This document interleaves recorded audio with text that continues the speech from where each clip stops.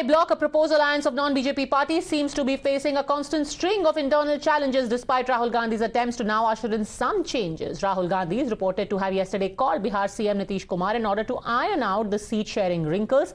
However, hours later, Nitish's MLA decided to queer the pitch between the two parties further.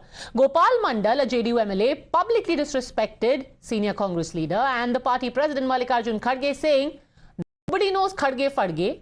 This comment comes after Mamata Banerjee and Arvind Kejriwal had proposed Kharge's name as a potential PM face for INDI.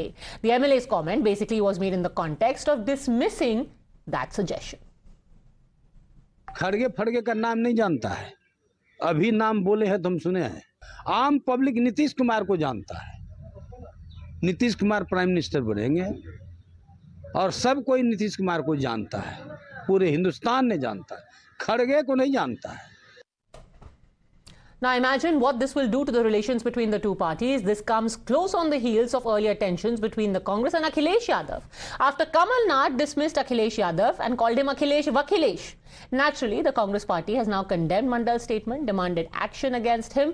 But will this not reignite the tensions between the Congress and the JDU? The JDU as it is miffed with the big brotherly attitude of the Congress. Congress सबसे बड़ी party है देश में और ये बात कर रहे हैं, कांग्रेस के विकास को याद नहीं है। सूरज को ऐना मत दिखाइए गोपाल बाबू। और अगर कांग्रेस पार्टी नहीं चाहिए, आप गठबंधन में चुनाव जीते हैं, अगर आप अकेले लड़िए, आपको समझ जनता दिखा देगी कि आप क्या जीतते हैं, क्या होता है। कांग्रेस को ऐना मत दिखाइए। जेडीयू के नेता हैं। इसको आप इतनी इम्पोर्टेंस क्यों दे रहे हैं? जी, ये इम्पोर्टेंस देने की वजह ही नहीं है कि आप इसको इम्पोर्टेंस दें। ये छोटी मोटी बातें होती रहती हैं, ये तो तय करेंगे आपस में। बड़े बड़े नेता हैं जिनके हमारे पास वो नेता हैं जिनका इंटरनेशनल फेस है। Meanwhile, the BJP gave another political spin to the controversy, where they said that Nitish Kumar could in fact have been elevated as the convener of the Gadbandhan, but it was Lalu Yadav, Kejriwal and Mamata Banerjee who decided to put a spanner in the works. अभी ND गठबंधन की चौथी बैठक हुई और चौथी बैठक में भी बड़े आस लगा करके नीतीश कुमार गए थे। पोस्टर भी लगा था, लग रहा था कि वहाँ प्रधानमंत्री के उम्मीदवार का घोषणा होगा और नहीं तो कम से कम संयोजक तो बनेंगे ही, लेकिन सारा आशा पर पानी फिर गया। योजना बनाने में अंदर से लालू यादव और उसका वहाँ प्रस्ताव रखने वाली ममता बनर्जी, समर्थन करने वाला केजरीवाल, ये कांग्रेस के साथ मिलकर करके पूरी योजना नीतीश कुमार के खिलाफ बन गई। It's important to note that this isn't the first instance of discord within the proposed alliance. In October, a similar war of words had broken out between the Congress and the Samajwadi Party, like I said, where they spoke about Kamal Nath called Akhilesh Yadav Akhilesh Vakhilesh. This in turn was a response to Akhilesh dismissing Congress's UP President Ajay Rai as a chirkut. Sir Akhilesh Yadav ने आरोप लगाया कि ठाकरे अरे भाई छोड़ो Akhilesh, sir Akhilesh Yadav ने आरोप लगाया। अरे भाई छोड़ो अखिलेश।